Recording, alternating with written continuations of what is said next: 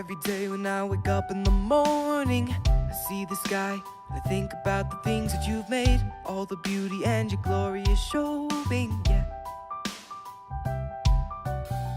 It never bores me to look at the ocean. The waves are crashing, the water spraying up in my face. To look above and all the seagulls are soaring, yeah. We've got to overcome the darkness, so we don't get caught in the middle, between the hopeful and the heartless. So, hello, good day, good morning, I just can't stop smiling, because today is a brand new day, and all the darkness and the pain is just fading behind me. Oh Lord, what a beautiful day.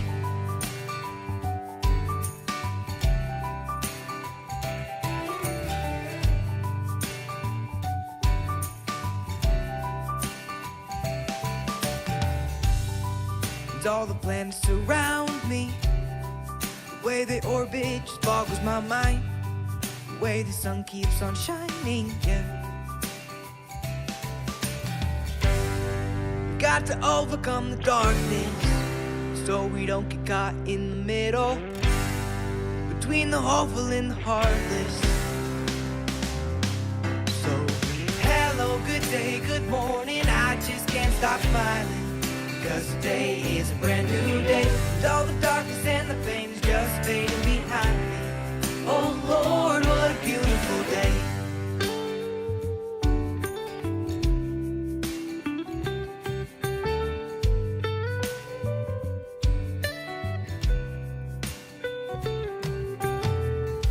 There's nothing to fear, it'll be okay. It's the day that the Lord has made. It's the day that the Lord has made. There's nothing to fear, it'll be okay. It'll be okay. It's the day that the Lord has made. That the Lord has made. It's the day that the Lord has made. That the Lord has made. So, hello, good day, good morning, I just can't stop smiling, because today is a brand new day, and all the darkness and the pain is just fading behind me. Oh Lord, what a beautiful day.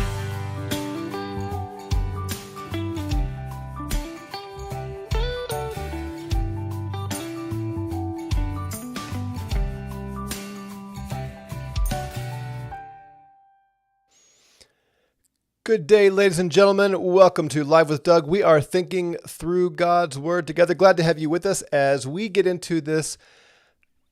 I can't think of a word big enough for this chapter of Isaiah, chapter 40. I know there's at least a couple of verses in Isaiah 40 that are probably among your favorites. Comfort, oh comfort my people.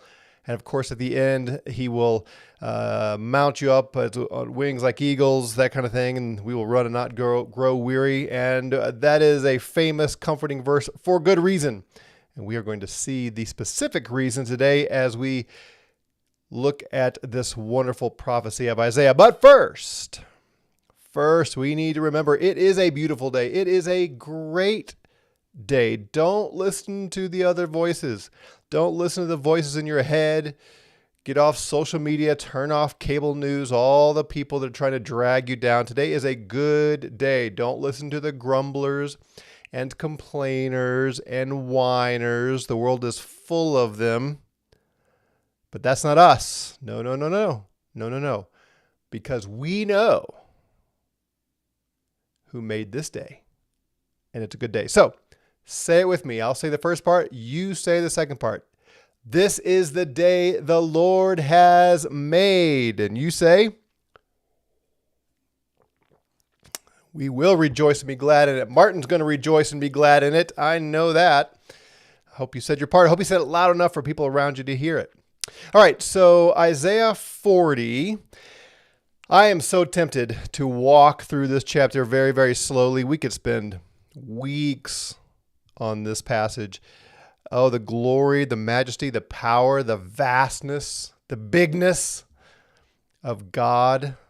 Oh, it's one of those rare occasions where it is simply It's too big, but I do want to keep it in its context. So we're gonna go faster. But it is worth your time to go slow and really apply this to yourself. So where this section is heading, remember, it started with comfort, oh comfort my people. The end of chapter 39 finds Hezekiah, the king of Jerusalem, the king of Judah, being informed by God that the city is going to be destroyed, the temple is going to be wiped out, even his own sons are going to be taken to exile. So bad, hard days are coming for Jerusalem, for Judah.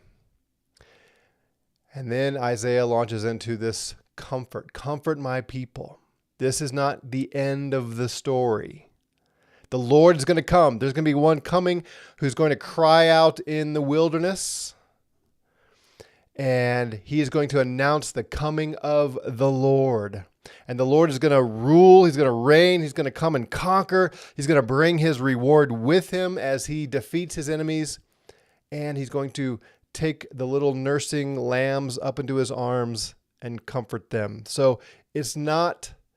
the destruction of Jerusalem is not the end of the story, but it's going to be a while. And we know now, in hindsight, we know generation after generation after generation passes, and there's no king. There's no rescue.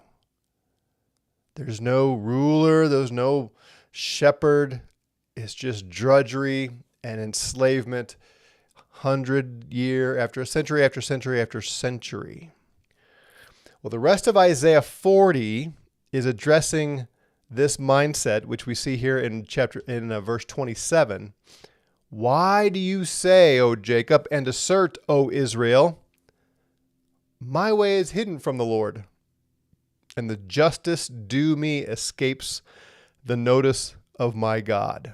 You see that? That's their mindset. That's what God is addressing here. Jacob is understandably saying, apparently, I'm hidden from the Lord, my way. He doesn't see what's happening to me.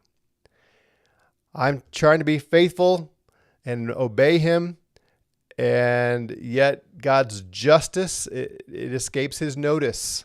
He's not paying attention. We, the remnant, we remaining Jews, must just be too small for God to care about. Maybe God has forgotten us, doesn't notice us. He's got other things to do. Maybe he's tired. Maybe he's worn out. Maybe he's distracted. Maybe he's not able. We do this, don't we? Times of discouragement, times of hardship, suffering.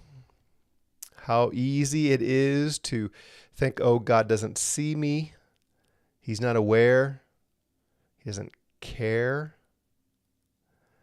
Maybe he's not actually able to do what I thought he was able to do. We do that. Those voices that I'm talking about that speak to us that way, sometimes they come from friends. Sometimes they come from pastors and teachers and other Christians. Words of discouragement and hopelessness. I saw a report the other day that 1 out of 5, I think it was 1 out of 4 women actually, are on Prozac or some kind of antidepressant. Do you believe that?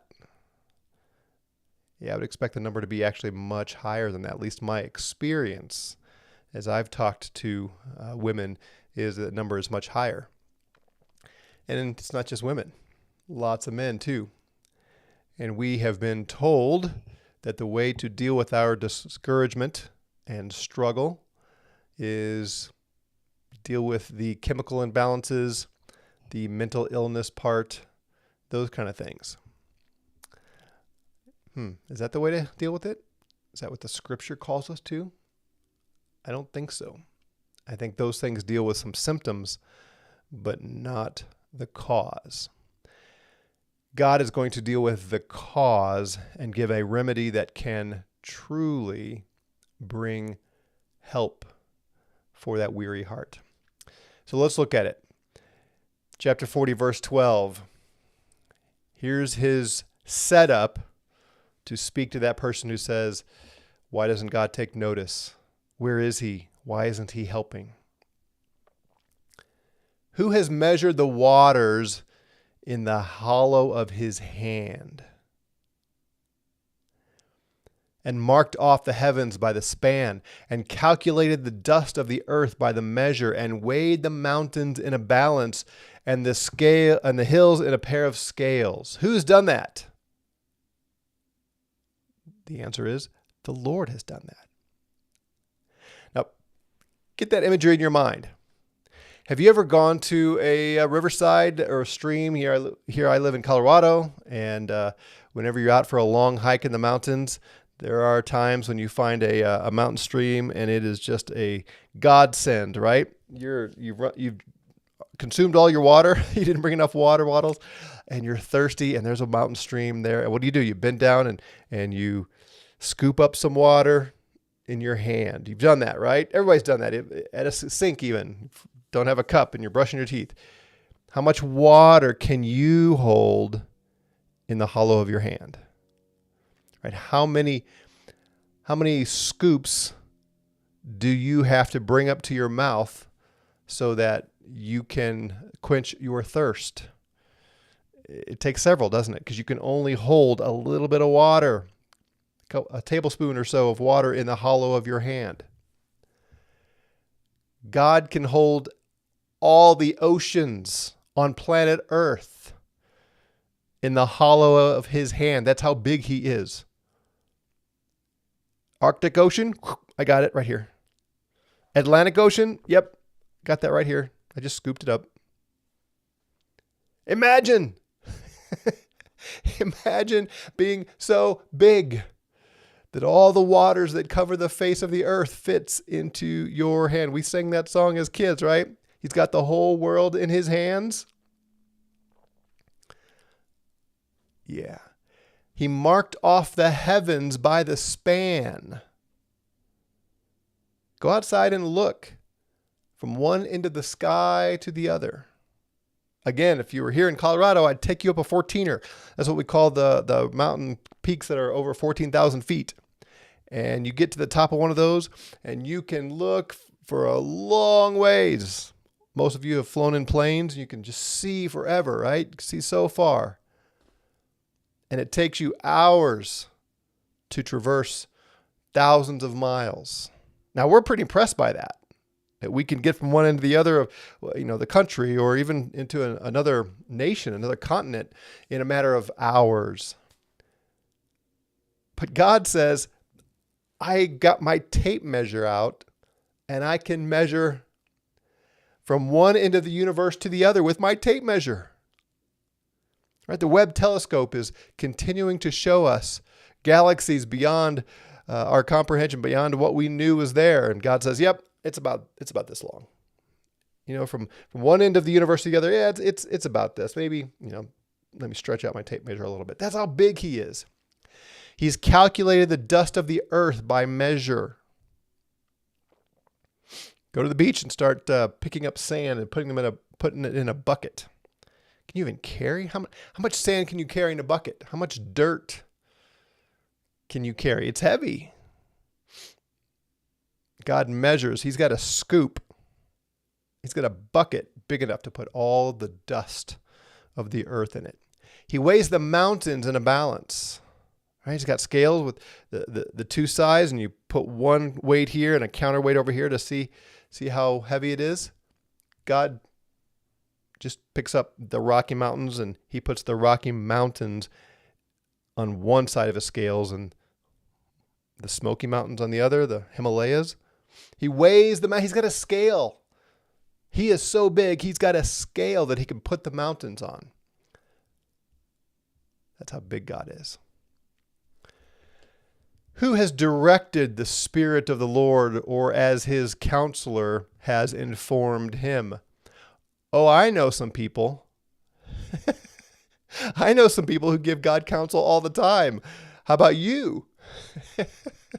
All the people, as soon as things go the way they don't like, suddenly they are counselors. Let me tell God the better way to have done this. But at the end of the day, we all know we all know the truth. God didn't learn how to build the universe by going to school. Right? He didn't go to university. He didn't get an education. God didn't say, how do I do this? Have you seen the amazing things that are right on the edge of reality in AI? I think I've talked about this before. It is going to blow our minds what AI is going to do. Oh, the wonders, the advancement in health, medical science, productivity, construction. You start combining artificial intelligence with the robots. Oh man, in 10 years, and certainly beyond my lifetime, it's going to be amazing. How many decades have people been learning how to develop the software and the hardware to create this? I mean, Tesla, the car, Musk has had this idea for how long? The company's been around for how long? And we're getting closer and closer, but it's still not safe and self-driving and all that, but it's getting closer. It'll be there soon. But it's taken a long time for him to learn how to do that, and his engineers and so on. And then they're finally, the technology, the hardware is catching up to the dream. All that had to be learned and studied and trial and error and so on and so on and so on. God didn't have any of that. He didn't need any of that. No one has given him counsel. He didn't need it. He knows everything. With whom did he consult, and who gave him understanding? Who taught him in the path of justice, and taught him knowledge, and informed him in the way of understanding? Oh, we criticize, we judge, we complain to God. You're not doing this right. You're not doing it in the right time. Are you just ignoring what's happening here, Lord? Don't you see? Don't you see the evil around us? Don't you see the injustice? So we're going to counsel God in what's just, what he ought to be doing. We're going to teach him. God, if you just come to the Gooden School of Justice and governmental jurisprudence, then obviously this world will be run so much better than the way it is. That's what we do, isn't it? No one gives God counsel. Behold, the nations are like a drop from a bucket. This one who holds all the waters on the earth in the hollow of his hand. The nations, they're just a little drop of that. They're regarded as a speck of dust. The one who has a scoop or a bucket for all the dust. The nations are just a little speck of that. He lifts up the islands like fine dust. Even Lebanon is not enough to burn, nor its beasts enough for a burnt offering. Okay, think about that for a minute. This mountain range, Lebanon, and we talked about the cedars and this thick forest and all the wild animals that would roam there. If fire were to consume it, and I've told you before about we have wildfires here in Colorado, and we had a couple of them back to back several years ago, 10 years ago. 2012 and 13.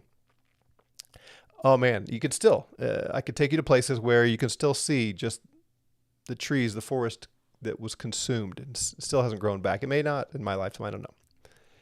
Imagine all the animals that die in something like that. All the animals in a forest range, they're not enough to be an adequate burnt offering for God. Pile up thousands upon thousands upon thousands upon thousands upon thousands of animals sacrificed to God, and it would not be sufficient. It would not be worthy of him. Now, apply that to Israel. Do you see the setup? I'm just going to let that hang there for a little bit. All the nations are as nothing before him. They are regarded by him as less than nothing and meaningless. This is tohu. This is the In the beginning, the earth was formless and void. That's this word right here, the void. The nations, all the nations that are crashing down on Jerusalem. You've got the Assyrians, you've got the Babylonians, the Medes and Persians, Alexander the Great, Rome, the Caesars, all those nations that are such a pain and oppression to Israel. They're nothing before God. He regards them as formless and void. They're empty. They're nothing. To whom then will you liken God, or what likeness will you compare with him? An idol? Do you remember the word? Do you remember what this word means? Idol? I told you this earlier. It's no God. That's the word, no God. You're going to compare an idol to God? All right, let's think about an idol. A craftsman casts it. A goldsmith plates it with gold. A silversmith chains of silver. All right, so let's think that idol over there, that statue you've got. It's made by a craftsman. He carves out the wood, and then a goldsmith puts gold over the top of it, or a silversmith wraps chains of silver around it. Or if you don't have enough money for that, he who is too impoverished for such an offering selects a tree that doesn't rot. Right? He's got to go dig through the trees to find one that's not rotting. He seeks out for himself a skillful craftsman to prepare an idol so that it will not totter. You're going to compare the God who measures the universe with his tape measure with these no gods that some artisan went out and crafted with his own hands. Do you not know? Have you not heard? Now, how would these Jews have known about the true God? Where would they have heard about the vastness of God? The same place you've heard of the vastness of God. Genesis 1:1. In the beginning, God. What did God do in the beginning? He created. What did he create? The heavens and the earth. Where did everything come from? God made it.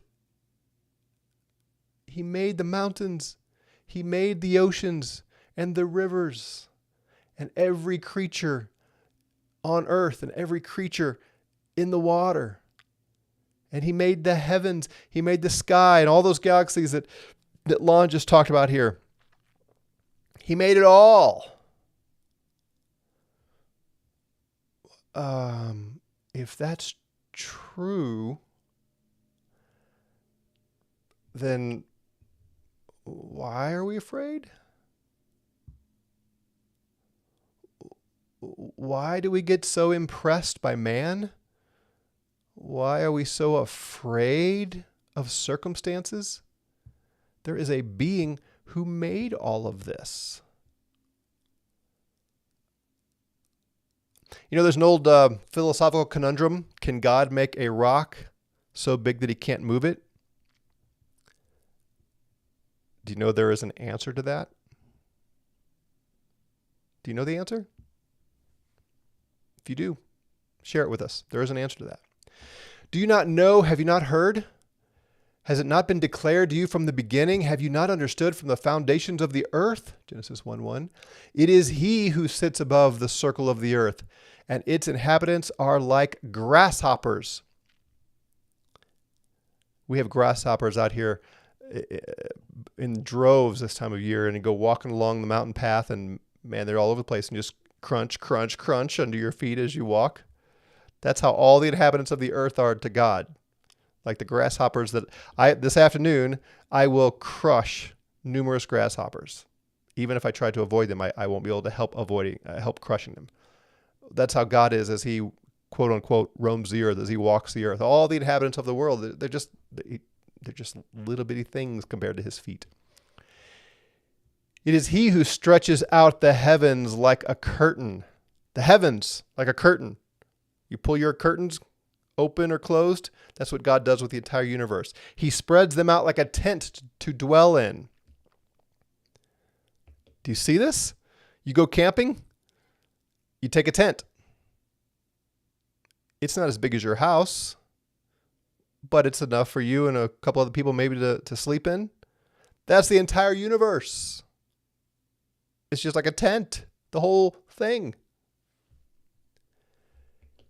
He who reduces rulers to nothing, who makes the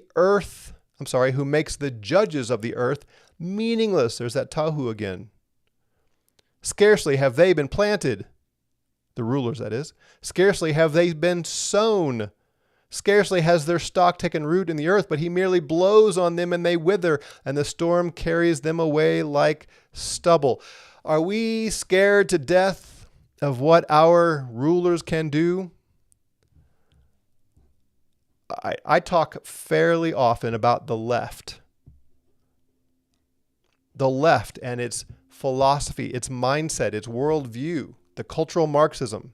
They're doing everything they can to destroy Western civilization. It's real. It's true. It's happening. And they get it. They've been saying this out loud for 100 years. In order to destroy the West, they understand, and again have understood for 100 years, that the thing that holds the Western civilization together is the church. And what is it that holds the church together? Practically and functionally, it's not the Word of God, though it should be, right? It's manhood.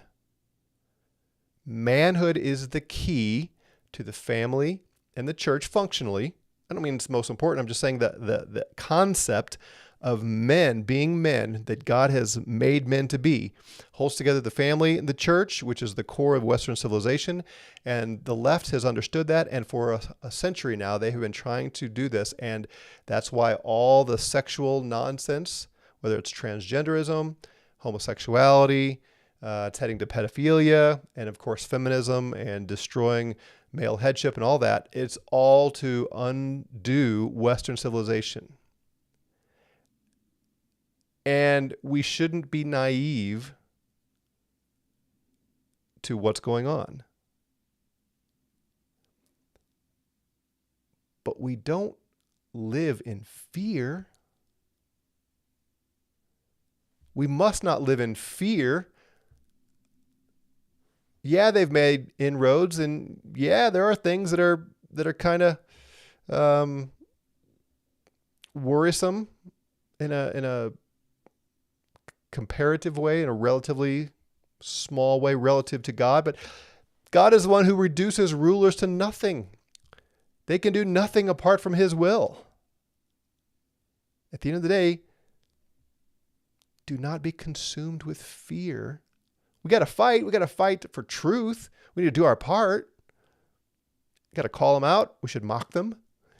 And we should vote people in who have a head on their shoulders by God's grace. But at the end of the day, if you are undone, if you live in constant state of fear and discouragement and depression, you have forgotten your Creator. These rulers are nothing. The United States government, the left, they're making a mockery of themselves. The Lord in heaven laughs. We need to laugh with Him. They're foolish. Their foolishness is on the full display.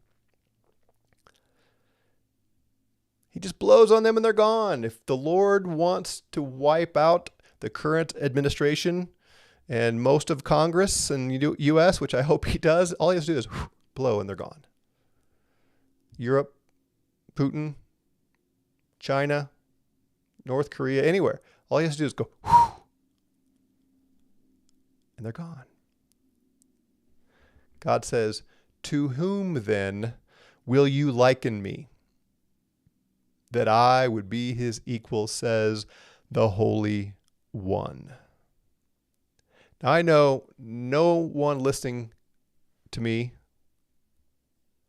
will actually say that any person or government on planet Earth is equal to God. No one will say that. But don't we too often act like that's true?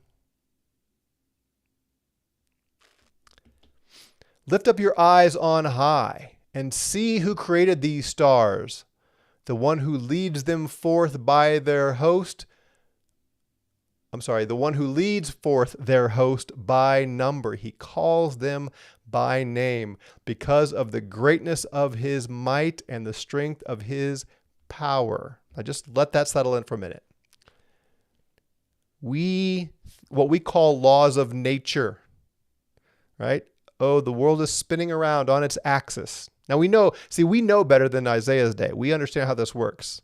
If you put yourself back in their setting, they looked up and they didn't understand the fullness of what's going on. They hadn't come to that amount of knowledge yet about astronomy and all that, cosmology and such. We know, but just put yourself in their situation. Very simple. You look out and you see that the sun comes out every day and goes across the sky, right?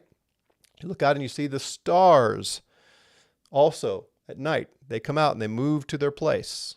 We call that law of nature. That's not what the Bible calls it. The Bible calls it God's action. He's the one every day, every night, who brings the stars out and puts them in their place. And he's named them all.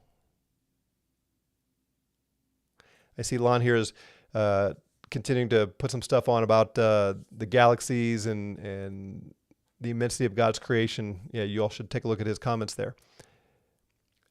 And as I said, we are just now getting glimpses through the technological advance of the Webb telescope. We're just now getting glances of galaxies beyond our understanding. How many stars? Could you count them? No, of course not. God has named them all. That's how big he is. He can actually see every star, and he's named them.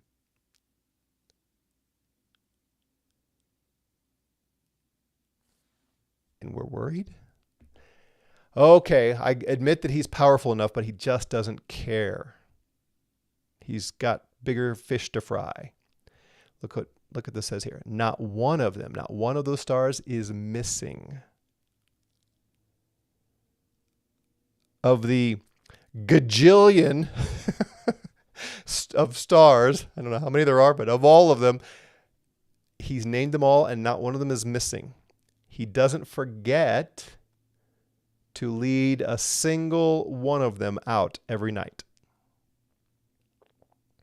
Catch that? It's not the forces of nature. It's not Mother Nature. It's not the laws of nature. God actively brings every star out every night. That is not hyperbole. Christian, that is not hyperbole. He didn't set things in motion and just walked away and let it do its thing. Every single night, every single star that has a name given to it by God comes out because God leads it out. Not one of them is missing. He cares about every single star.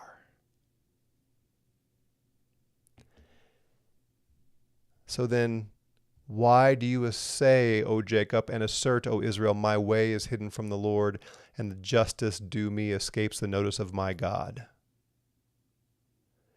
If he leads every star out every night and has done so for thousands upon thousands upon thousands of years and doesn't get bored, doesn't get tired, doesn't become negligent, if he does that for the stars, O Jacob, O Israel, he loves you. He cares for you. He hasn't forgotten you.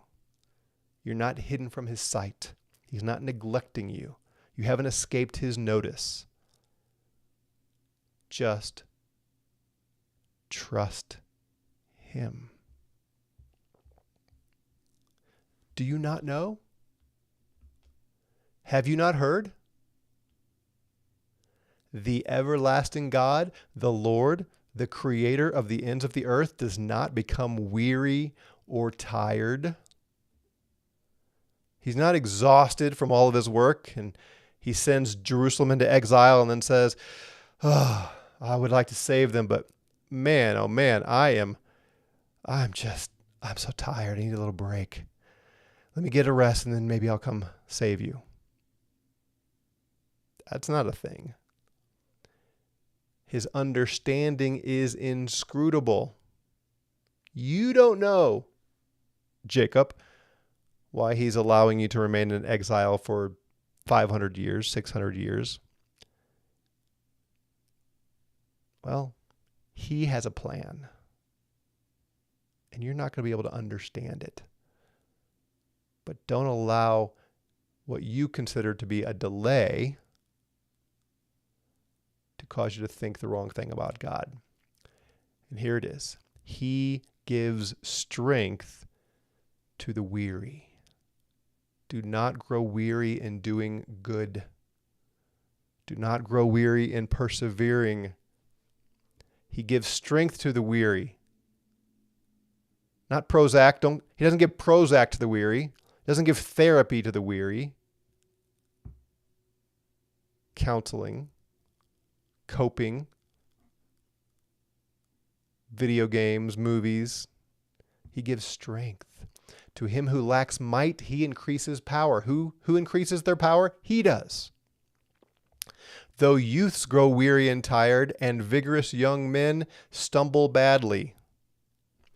There's a few young bucks, including my 17-year-old son, that climbed a 14er the other day, and they came back worn out. And I got to admit, I was like, I'm glad to see these young guys get a little tired because they seem to just go and go and go. And, now I climb a small hill and I'm tired, and they climb a tall mountain. That's what it takes to get them tired.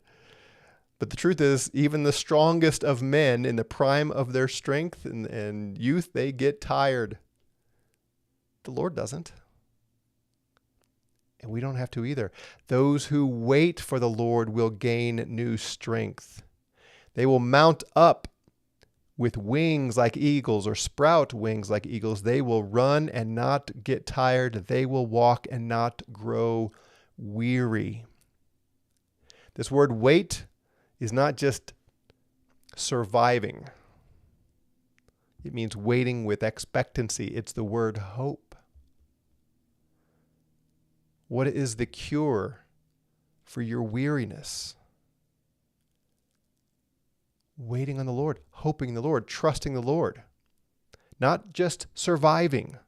God does not call us to survive. If your attitude is, the world is going to keep getting worse and worse and worse and worse and worse, and my circumstances are probably going to get worse and worse and worse, and the world is getting worse and worse and worse, and my job is just to hang on. Like you are dangling over the pit of hell, and God just says, hang on, just hang on, hang on, hang on, and then someday you get to die. You're not reading the Bible right. He doesn't call us to survive.